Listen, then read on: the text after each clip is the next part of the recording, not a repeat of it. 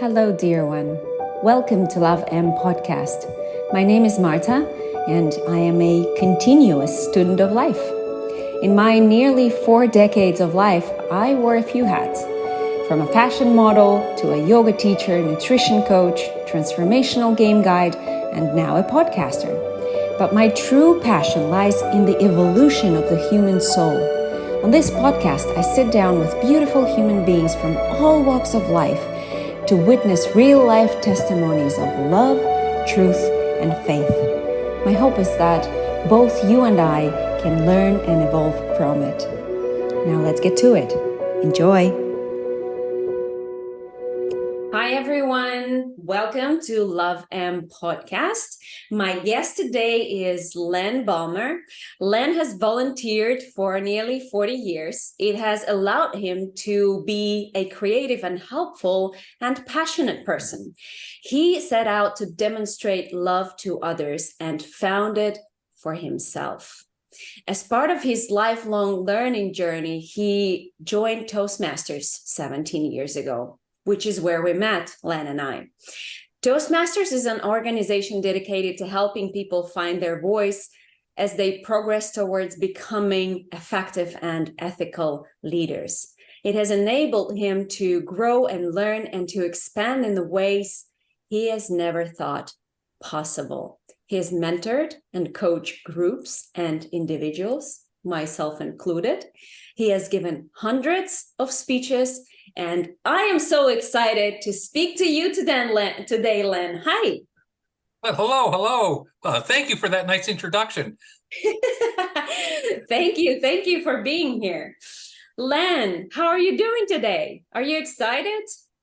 This is your first podcast recording?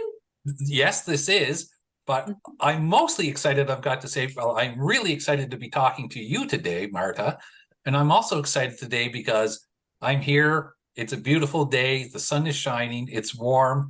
And I am just so full of gratitude today for a couple of things. One is that I have this beautiful day. And the second is that I am able to talk with you today for the next while. And let's just, gratitude. Thank you. That's a beautiful start, a charge for our podcast journey. And I wanted to start with, you and I have met, a couple years ago now? Sure. Yeah. Through Toastmasters. And I wanted to start with that. Could you please explain your journey with Toastmasters and what Toastmasters is? Perhaps not many people who are listening this know. So maybe you can give a little introduction into Toastmasters and your personal, how did you get into Toastmastership? Well, I got into Toastmasters in a roundabout, not deliberate way, I've got to say. I worked with this guy. We were really good friends. And every time he would have to get up and speak or say anything, which he often had to because it was sort of part of his job in the workplace, he would get so nervous that actually one time before he was supposed to be making a presentation to the staff, I saw him in the washroom throwing up. He was so nervous. And I thought, oh, my heavens. Well, this went on.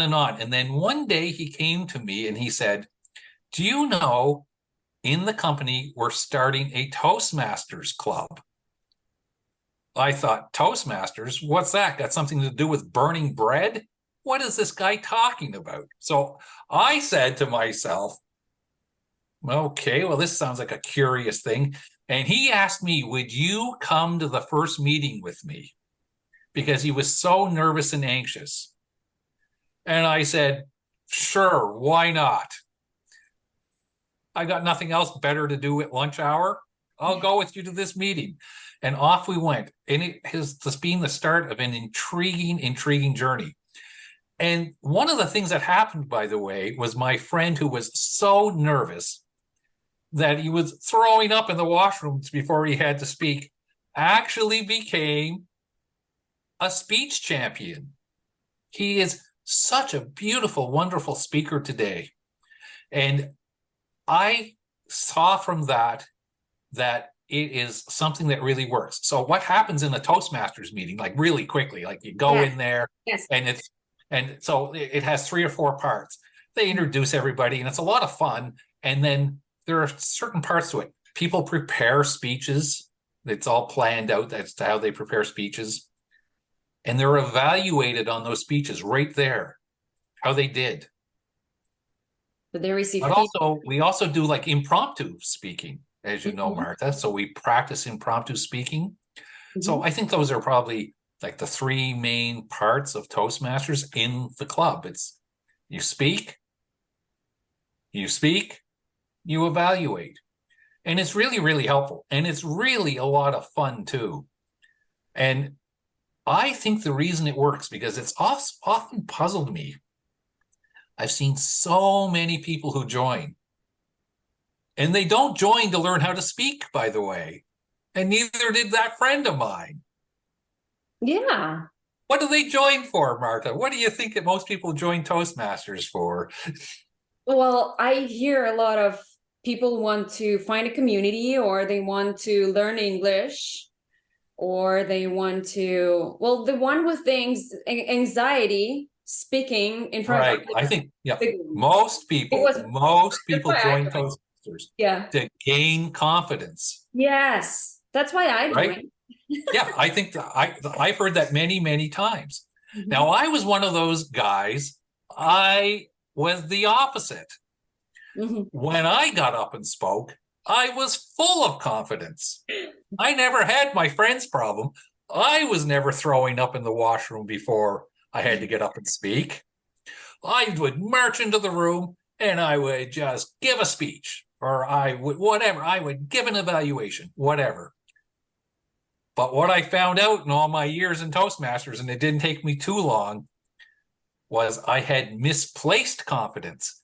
Actually, I was confident, but I wasn't very good, and I didn't even realize it. so, That's so funny. I, so I think that I always thought, yeah, I went in kind of a roundabout route. I had a huge ego. I had confidence coming out everywhere. I just didn't realize how bad I was. So two things happened with me and my friend. He got confident. I learned some technique. Our confidence level met somewhere. Hey, my confidence came down. His confidence came up. We somehow met in the middle. And now here we are today. I think we're both speech champions, and we've had a lot of fun doing it. Yeah, and isn't it beautiful, because Toastmasters is an international, a global community of Yes. people, and there's so many opportunities that open with becoming a Toastmaster if you're willing to really set on a journey and open yourself Well, up to this well, that's world. a good point. Mm. By the way, that's one point I do want to cover today, because you're right. There's about 15,000 clubs. They're all over the world. I mean, how does somebody like me who's in Canada, meet some really good friends in Ukraine? I coach 2 clubs in Ukraine. I mentor many people in Ukraine. I mentor people all over North America as well. So that's a great opportunity. International club. And I really like the idea that people are learning to confidently communicate around the world in 15,000 different clubs, because I think that's one of the routes to, well, I don't want to sound corny about this, but in a sense, it's one of the routes that we have to getting along, to understanding each other, to peace, maybe even.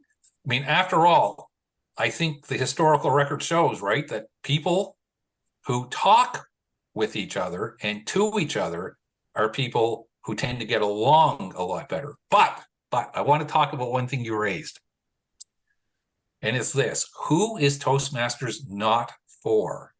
Mm. Because you use the word "if you're willing." That's Yeah, what you said a few moments yeah, ago. If you're willing.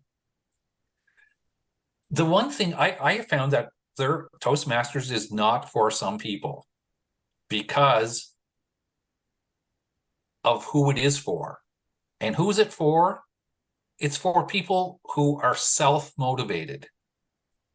It's for people who want to grow.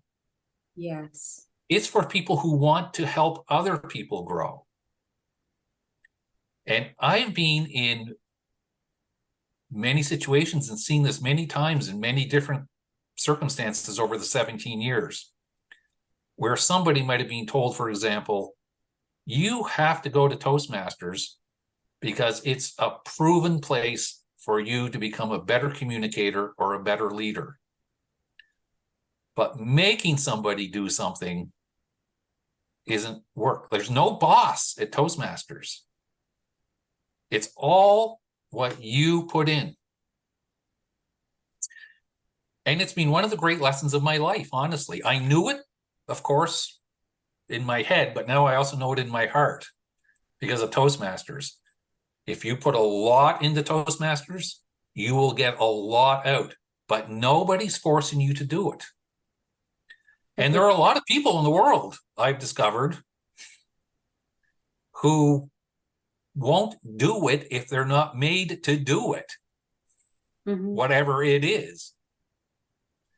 So you've got to have a heart that says, I want to grow, I want to learn, I want to do it for myself, and I want to do it for others. And if that's not where you're coming from, well, then it's not your thing. You know, I would say go off and take at 20 times the cost some university courses on how to learn how to speak or leadership, and you can be motivated by the grade you get if that's what motivates you. That's a beautiful point you just said, which I want to acknowledge, is that would it be right to say, Len, that Toastmasters community is a school of public speaking and leadership? It is, right? Well, I mean, there is an actual educational establishment. Yeah, there's an educational curriculum. Yeah. There's about 65 different projects, and you can take them in differing categories and ways. So there is an educational curriculum. I can tell you my own experience before I joined Toastmasters, when I had all that misplaced confidence, by the way. I remember being sent, because I was a manager, a senior manager in my company at the time, and I would be sent off on courses, leadership courses or communication courses. And often these would be maybe for 3-4 days a week, what have you, would go off site and be charged, the company would be charged $1,500 or $2,000. The annual fee for Toastmasters, the annual fee to belong to Toastmasters, is $120 a year. Now, I mean, there can be other fees that are charged, but typically, the most expensive Toastmasters club I ever belonged to was here in Canada. By the way, here in Canada, yeah, by the way, despite the Ukrainian flags in the background, that's because I know half of Ukraine, I think, but here in Canada, outside the window here, the most expensive club I ever belonged to was $250 a year. And that was for 50 meetings a year. So each meeting only costs $3 or $4. Yeah. And you practice and you practice and you practice. But stay away if it's not your thing. Like I said, if you want to be directed, if you want to be told what to do, not your thing. Come in with a sense of, I want to grow, I want others to grow, and I'm willing to help myself and others do that. For $120 a year. So by the way, I do have to say one thing. Yeah. $120, because I did mention I'm Canadian and I'm in Canada. Yeah, well, that's American $120. So it's really 150 Canadian. But anyway. Yes. Can we touch on how do we, you were saying we can learn and help others learn, right? Grow. So what I wanted to touch on here is that Toastmasters is a public speaking and leadership development community. Right. Can you touch on how do we learn to be a leader in the Toastmasters? Well, I would say, I mean, I've given hundreds of speeches, and I think you mentioned that in my introduction. I still give a lot of speeches, but my concentration in Toastmasters for the last 10 years has been on the leadership side. Mm-hmm. Because I think I'm a fairly good speaker. I've won lots of competitions and stuff, but that's not what my interest is in anymore. So Toastmasters is giving me the opportunity. I've been able to coach 2 clubs in Ukraine. I've coached many clubs, by the way. And what I mean by doing that is sometimes clubs can get into some difficulty, or they're starting up and they need somebody to act as a coach and a mentor. I've also had the opportunity to mentor many, many people in Toastmasters. People, and when I mean mentoring, I think of a couple of examples. I know a guy, for example, from Romania who I mentor. This was this year. And he was talking about being stuck in his job, but being too nervous, afraid, and anxious to go out and apply for another job. Mm-hmm. So we worked on that. And actually, he's got that other job, and he now is in that job. So when I'm talking about coaching and mentoring, I'm not just talking about coaching and mentoring people on how to better speak. I'm talking about coaching and mentoring people on life situations that involve things that are important to them. Now, that's just an example, but I've done that in many cases, many situations. I've also had the opportunity to serve Toastmasters in leadership positions. Every club has, I think it's 7 executive officers, seven, yes, I think. Okay, I don't know how many. I've been a club president 5 times. I don't know how many times I've been vice president of this or vice president of that. I've lost count. But it really is an important opportunity for you to learn how to operate, run, and motivate and promote a group. It's like every club is like its own small company. Mm-hmm. You know, you're out there, you're trying to gain attention in the marketplace, you're trying to bring guests to meeting, you're trying to increase your membership. All right. And you're doing this all in a team setting. Mm-hmm. Right, as an executive. So actually much of my effort, I laugh in a sense, because I say there are 2 things that about Toastmasters I didn't realize. One was the whole confidence thing, because like I said, I had barrels full of that. Okay. But the other thing is I didn't realize, because I thought, well, this is a place I'm going to go to learn to get some speech technique so I can bring my technique up to the same level as my confidence. Mm-hmm. But no, what has happened, and I didn't realize, is that I have influenced and impacted so many people through mentoring and coaching over the years that it has far, far outweighed anything that I got from Toastmasters, because I won some speech competitions or what have you. Because to me, and you mentioned this somewhat before, I think it was in the introduction, Toastmasters is really about helping people find their voice. Yes. That's why I came to Toastmasters. Yeah. And so, and I've discovered one thing, and for myself as well, it is difficult to find your voice. Like, because your voice relates to it. And this is one of the things I learned in Toastmasters. Finding your voice isn't about technique. No. It isn't about, well, you should open your speech with a question, or you should have a conclusion that matches your opening. Sure, technique is important. But finding your voice, and this is the great gift I think that Toastmasters has brought me, finding your voice is about a self-exploration.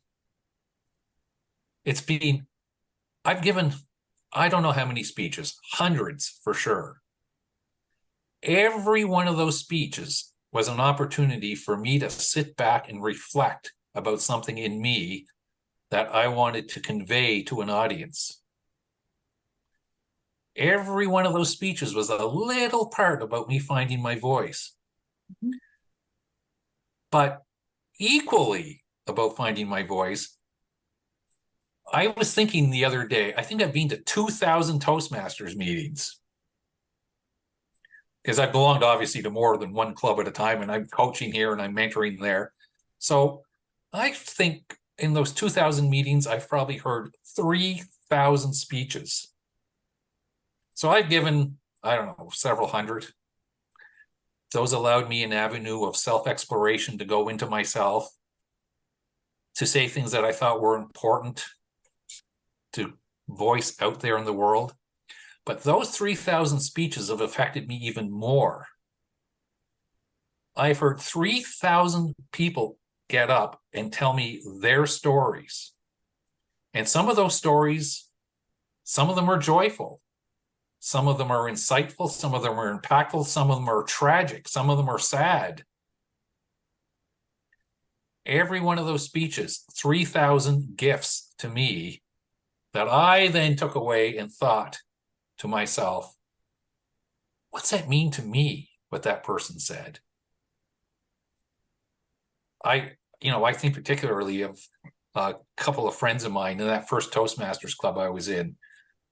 There was a woman who lost her 17-year-old son. And she gave a fair number of speeches about that. And by the way, it's not, first thing I would say about Toastmasters is it's not a therapy platform. Okay? Not, but in a way it is. But in a way it can be. Yeah.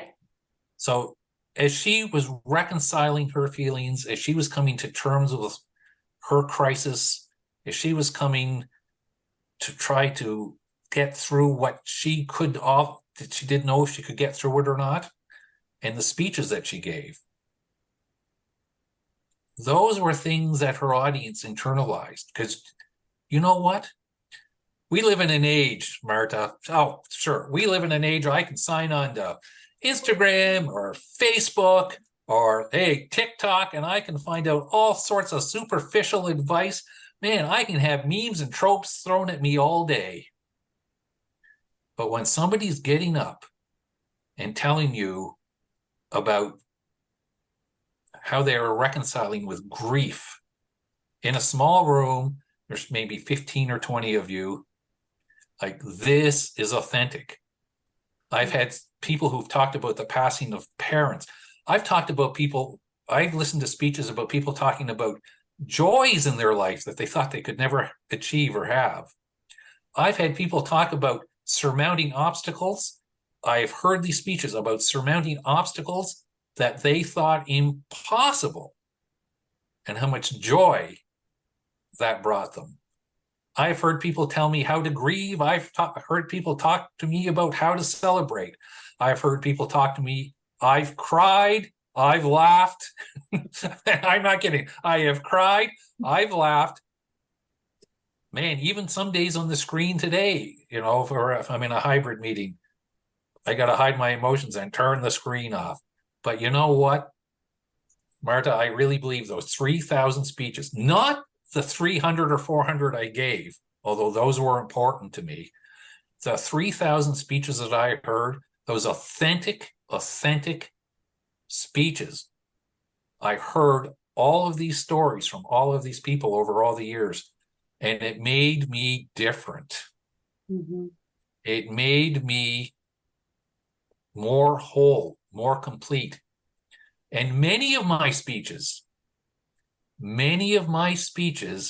are actually things that have come to me through other people's speeches, authentic, raw, beautiful, that I then take forward because they become part of me and I broadcast them out there. So this is one of the reasons, by the way, that Toastmasters works as well. I'm not there to learn how to craft a speech, as I said, important. But I'm also there to absorb the voices of all of those other people that in the last 17 years, I've heard. And those voices have affected my voice. Like, they've made me more compassionate, more insightful. They've made me want to go out into the world and act in a more compassionate, impactful, positive way. You can't hear 3,000 stories like I said, in a world especially of memes and tropes, where, as I said, I can sign into any social media and just be inundated with superficial. The authenticity, the reality of Toastmasters, of hearing people come up with their stories, their lives, has really made me I mean, I'll never be a complete person, obviously, because who is, but it has made me more complete. You said that the Toastmasters is not a therapy place. I thought it was funny. And I immediately thought of how almost every speech project was such a challenge for me, because when I came to Toastmasters, I came with a specific intention. I wanted to find my voice, and I was set on the self-discovery journey. And I had no idea how challenging it would be for me to set on the Toastmaster pathways, like an educational program, one of 12 that you can take, 12 or 11 that you can take with Toastmasters. No matter which pathway you take, all of it is always about who you are and what you have to say. And oh my God, Len, it was challenging every time. I was struggling because I didn't know. I was so lost in people pleasing and just doing following what I was told to follow for my personal reasons, my life circumstances. And then I came to Toastmasters on a self-discovery journey, and I have not realized how challenging it would be for me. For example, there's in the first project is an icebreaker speech to break the ice, to tell everybody who you are. Even that to start with, what do I tell people about myself? And then there comes in a lot of judgment. Oh, this is not interesting. Oh, nobody cares about that. Oh, nobody, and we see, you and I see so many people struggling with the same thing, right? And then the first 3 levels, I think, of the pathway, there is like, what is your leadership style? What is your the experience with mentorship? What is your negotiations? What is your, and you have to go there and figure that out. And that was a struggle for me. But every time I feel I came a little bit close, I got to know myself a little bit closer every time I had to do a speech or a project through Toastmasters. So for me, it was definitely therapeutic. It wasn't easy. Well, no, and I'm always of the view that, I said what you get. I've mentioned this a couple of times already, Marta. You get in what you get out what you put in a program like this, because, like I said, there's no boss. You're not getting graded. You're not getting marked. It's an internal journey that you choose to go on. So I always think, like, my best speeches have been the ones that I struggle over, because, you can get up and some people do this. You get up and you can just whip off a speech and it's meaningless and it just, sure, okay, and I got another tick box. But it's like anything in life. You get out what you put in. If you are on a journey of finding your voice, I mean, that's pretty profound. Like, you've already used the word your voice. Hey, not the voice of, not the voice of the world, not the voice that's comfortable, not the voice that's expected, not the voice, what? Your voice, the voice I see in all those tropes and memes and social media, your voice. It's tough. I know a lot of people don't like giving, well, not a lot, but some people don't like giving speeches, because if you're going to do it and mean it, and you're finding your voice on your journey, yeah, it's not easy. Of course, like, have you noticed? You got to go down, like I said, if you just want to rip off some speeches, if you want to concentrate on technique, sure. if you want to get the most out of the program as to who you are. And I can't emphasize this enough, and I'm going to say this perhaps in a slightly different way. It's the most impactful part of me, of Toastmasters to me, hasn't been the part where I go into myself to try to find my voice, whatever that is. It's the fact that I have mostly been helped by seeing other people express their voice. And how many times, I'll give you a quick example of that. This week, you and I attended a Toastmasters meeting this week. So afterwards, somebody sent me a text message about they had been reading this letter from 1966 from Henry Brown, I think his name is. He was an American politician, and he wrote his 9-year-old daughter a letter as a Christmas gift, and it was entitled "No One Owes You Anything." And this person was explaining to me, and she sent me this letter, and she's explaining to me that she has now come to an understanding and is probably going to give a speech about this in the next couple of weeks. You truly are owed nothing by anybody in life. And to the extent that you are given anything, that is the basis of real gratitude. Mm-hmm. Because after all, if you get anything in life, you're to be grateful for it from somebody else. Now, I just mentioned that, and it doesn't matter what it is, but there's a person who's in Toastmasters who's on a self-exploratory journey. Mm-hmm. It's like somebody who would think, I'm going to give a speech about the basis of gratitude in this life is receiving anything from anybody. Now, that's the idea that she's pursuing right now, and that was very impactful to me. Mm-hmm. But the fact that Toastmasters gives her an outlet to explore something like that in her life about what is the real basis of gratitude in relationship, and that she can then bring that to a Toastmasters club and give a speech about that. Mm-hmm. Well, that changed her. It's going to change me, and it probably will change some other people who are in that Toastmasters room. Yeah. So, hey, for all four that I mentioned, $120 a year, right? 120. Yeah. So, and that's another thing I like about Toastmasters too, Marta, that the club that you and I belong to, we only meet twice a month, but many clubs meet every week. The opportunity to come into community with people 50 times or 48 times, as we take a few weeks off a year, it's the part of practice. Gotta tell you, I know a lot of, hey, I've read a lot of stuff about self-improvement. Hey, it's why I'm still overweight and not improved that much, because it takes work. But if you can meet 48 times a year, it's also a habit.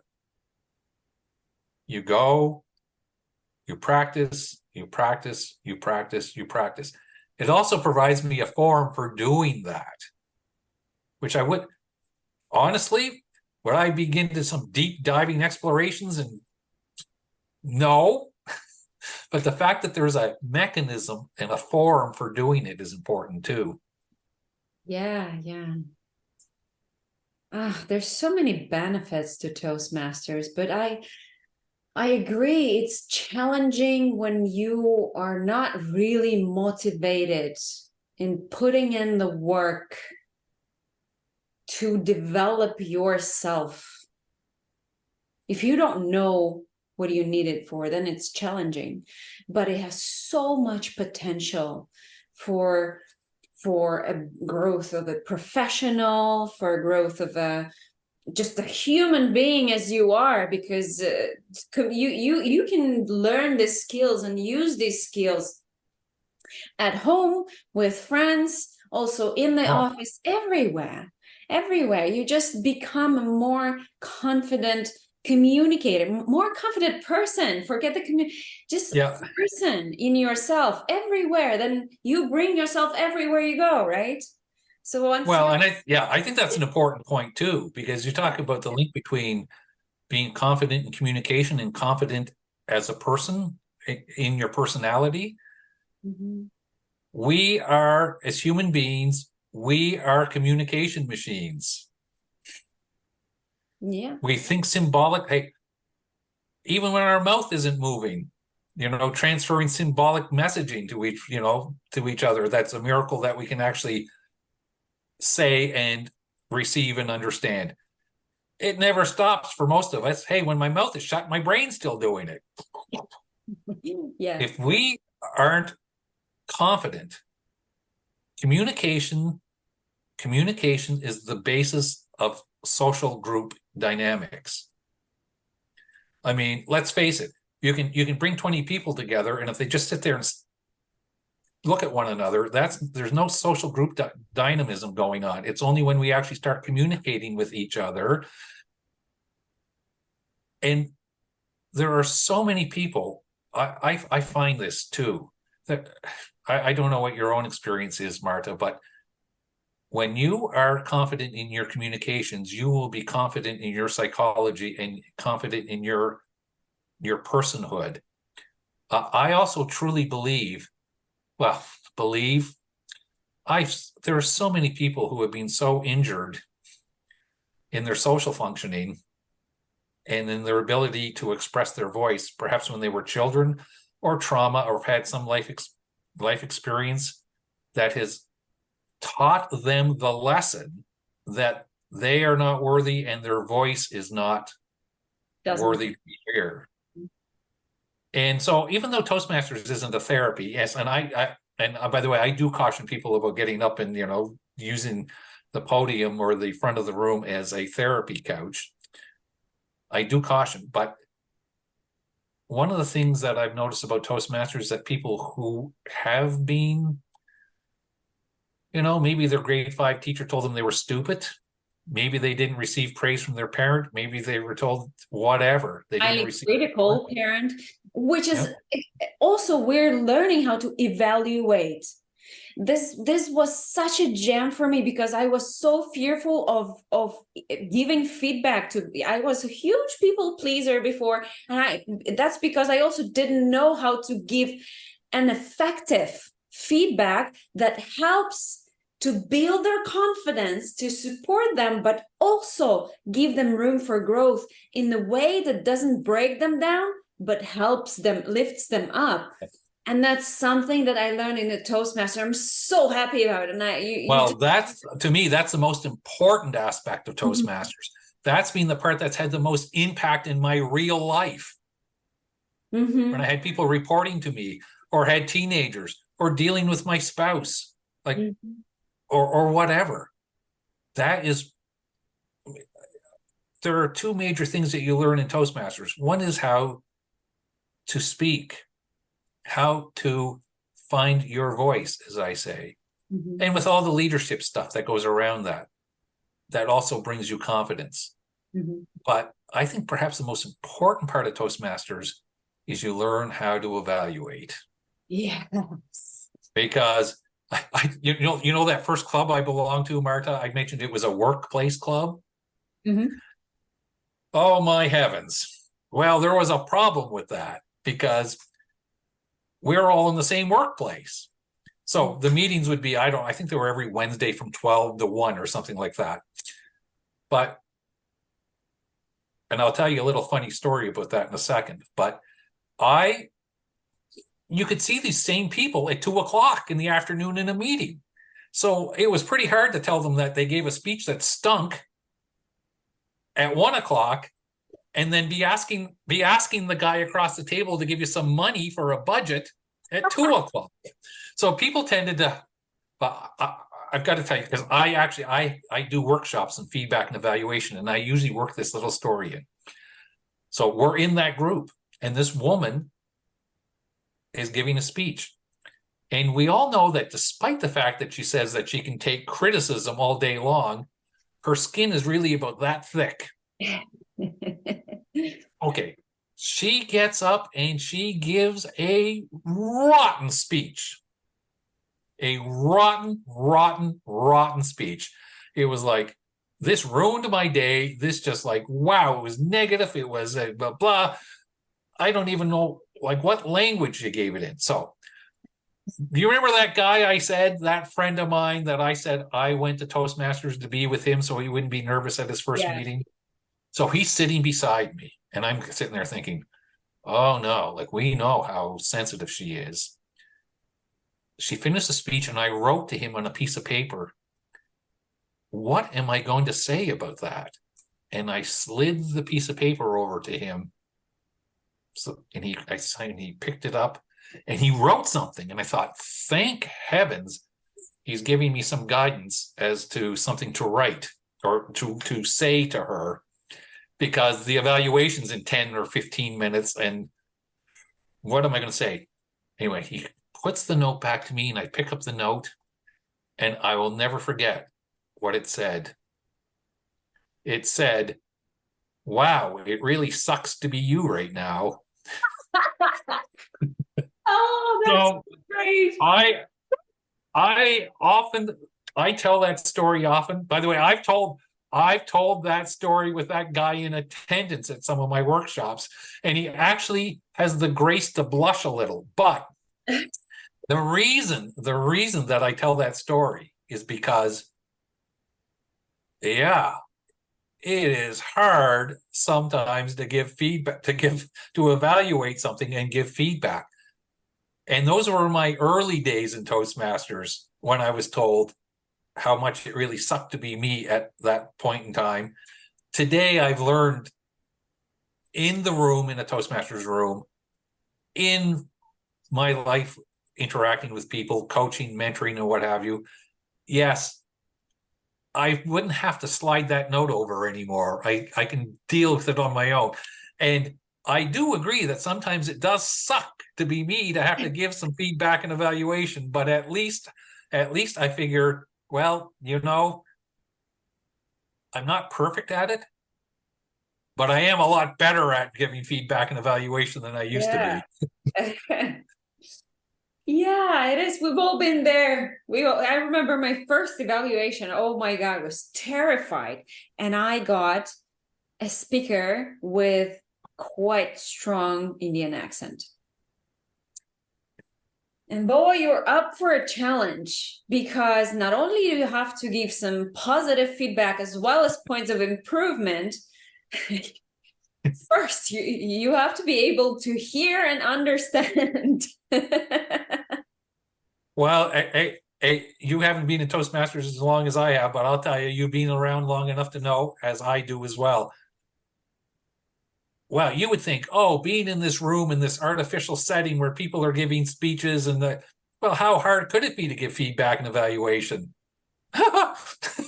Believe me, it's a great place to learn it.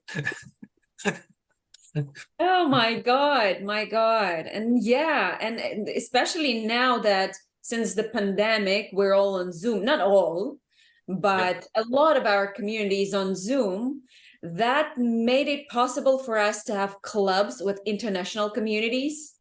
And that's great, but also a challenge. Because it comes with Yes, a but it mentality. has forced me, to be quite honest, because that's one other thing I still struggle with, but I am better because of Toastmasters. Part of the communication process we tend to concentrate as human beings on the part of the communication project or process that starts in our brain and comes out of our mouth. But there is another part of the process which we also practice at Toastmasters, as you know, and this is a part that goes in here and goes up to my brain. We also practice active listening. Well, I will tell you, yes, I agree. There are people who got, who have accents that I'm not used to, or even use language and expressions that I'm not used to, especially, I mentor a lot of people in Ukraine. By the way, you all speak better English than I do. So, but that's, well, not all, but most. But yes, it's been a side consequence of that is like, shut up and listen more. What's that person saying? Like, concentrate, concentrate, concentrate. So there has been a side benefit to it as well. I mean, you know the old trope about we got one mouth but two ears, so we'll use them twice as often. Anyway, yeah, it has happened to me in Toastmasters meetings lately too. But it's such an important skill because we now live in the age of technology, and our attention snaps like this. 3 seconds, you're out. Sorry, what did you just say? And here in Toastmasters, both giving speeches and like taking roles, because there's different roles that you have to perform, and especially evaluating, you have to train your attention. Well, yeah, that's another interesting. That's something I've noticed in 17 years, by the way, is if you're giving a speech, and our speeches typically are 5 to 7 or 5 to 8 sort of minutes long, is what the typical Toastmaster speech is. But and it's an interesting, broader question that I've had to learn how to, that I tackle with as well. And I'll tell you how I do that in a minute. But we live in an age of distraction and inattention.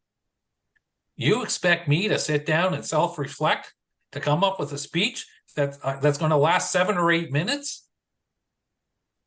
Man, the average TikTok video is only 30 seconds. Do you know, hey, Instagram, flash, flash, flash, flash, Facebook, boo, boo, hey, go sideways, boo, boo, boo, boo, boo, boo. I find that in 17 years, it's become a greater challenge. I see some people resorting, for example, to saying, I'll just whip off a speech with AI, because we live in a world where we want the 14-second solution as opposed to the solution where we actually have to go dig, delve, think. Yeah. By the way, you can always tell AI speeches. I think you and I were talking about this one before, because they never contain any personal stories, because AI doesn't have personal experience. So they tend to be great theoretically, et cetera, et cetera. But you can tell. I have found, I got my hand up there. I got to lower it. I got some setting going on here that when I get crazy with my hand, it goes up. But so you can tell, because I see a bit of that creeping in, where people who just use AI, they'll generate a speech. But it does talk to that broader, interesting question about, as I said, in our age of distraction, in our age of instant gratification, it is getting harder and harder to engage on certain journeys of self-exploration without just going to memes, tropes, AI. But AI doesn't have a voice. You can tell when people, I've noticed, because I've noticed a few younger members giving AI speeches, and you never hear the word I in them. Or you never hear a story, or you never hear about the time, I don't know, they had some interaction with somebody or something. But it is an interesting phenomenon over the 17 years. It takes work to go on journeys of self-exploration and to talk about them. Yeah. So I don't know what, you're younger than I am. We can just tell by the amount of hair that you've got, if nothing else. I don't know. So your own experience may be different, but in 17 years, like I said, I've noticed that people tend to struggle more with journeys of self-exploration and voicing them. There's so much in the way. There's so much more in the way now. You mean now, right? Yeah. In 2023 as compared to like 2006 or whenever it was that I started. Because there's so much more stuff in the way. There's so much more. I feel like it's because we spend less and less time with each other. No, not with each other, with ourselves, but also with each other. Well, yeah, I started off by telling you that one of the things that I do, starting about 6 or 7 years ago, I started forcing myself. It was tough. I felt like I was coming off of some addiction, quite honestly.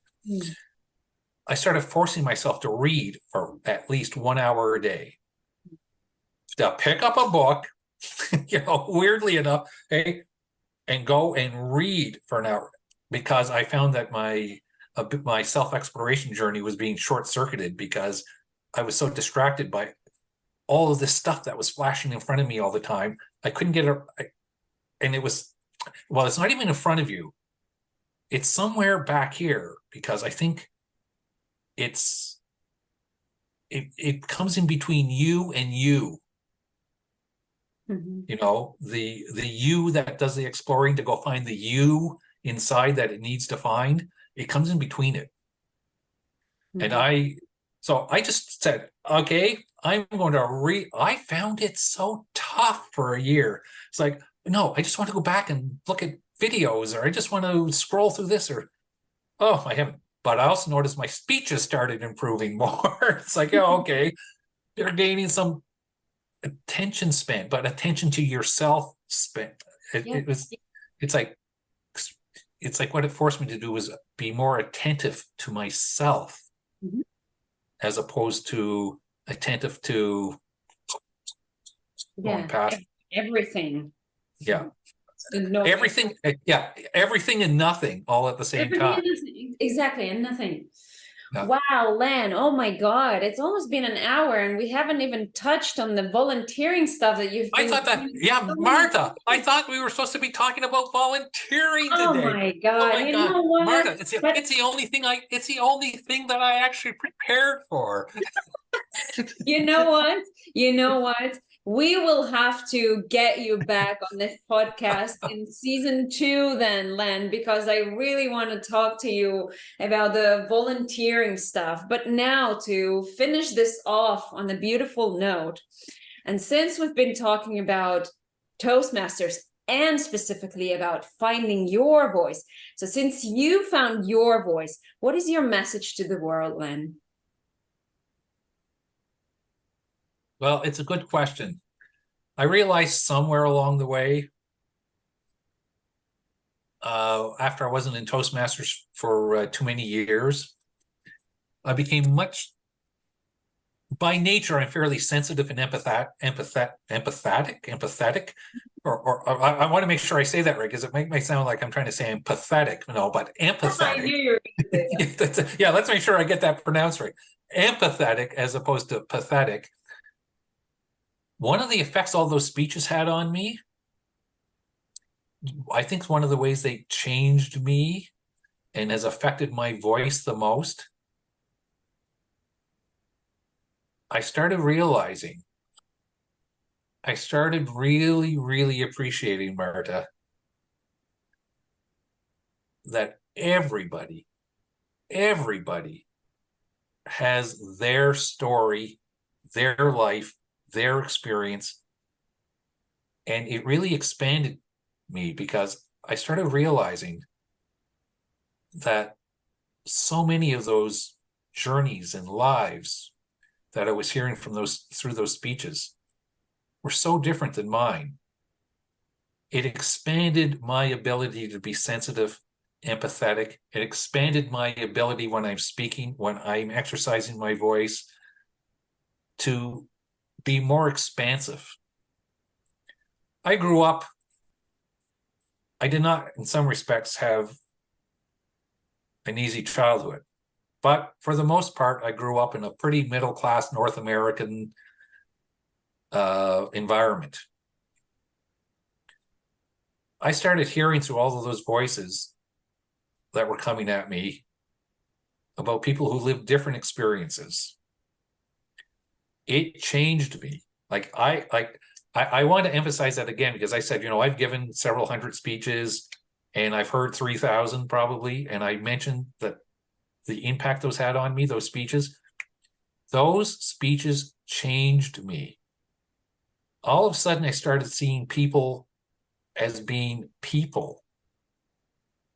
Like people with real lives, real stories, real joys, real griefs, real sorrows.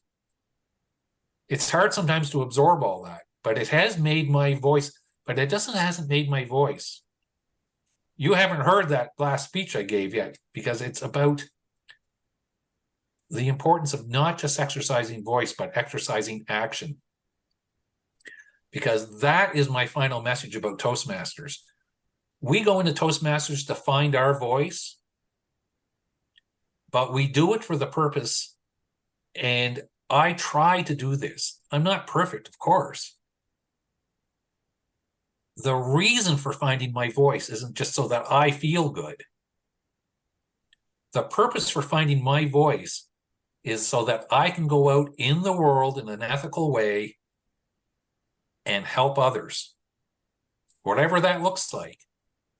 Some of those things are easy. Some of them are tough. Some of them are really tough. Some of those battles that I have that way, some I'll win, many I'll lose. But I'm impelled. And this is one of my criticisms of this age, by the way. We think it's enough to find ourselves. We think it's enough to find our voice. We think it's enough for us to be complete. But Toastmasters and my life in general has taught me that's just a first step. You are to become well so that you can exercise wellness for others in the world. Because what is the use of you feeling, what is the use of 8 billion people, and I mean, I'm saying this in a rhetorical, silly way in a sense, but what's the use of each of us feeling well without turning toward each other and making each other well? So it is one of my criticisms of the age, by the way, I would say, is that we tend to have industries. I was just reading the New York Times this morning, for example, that hour a day, about, what's the end goal here, finding your voice? Toastmasters will help you find your voice. Yes, it's important. It will help make you a more complete person, a person who is more whole. It's meaningless. What do you want to do with that voice, right? Yeah. So actually, someday you've got to hear my speech, because I think I was troubled recently by something, which I still am somewhat troubled by, about something that's going on in my life, and I wrote a speech, and it's about, what do we use our hands for? Because our voice is important, but this is a lot more important. So, yeah, what are you getting well for? To feel better?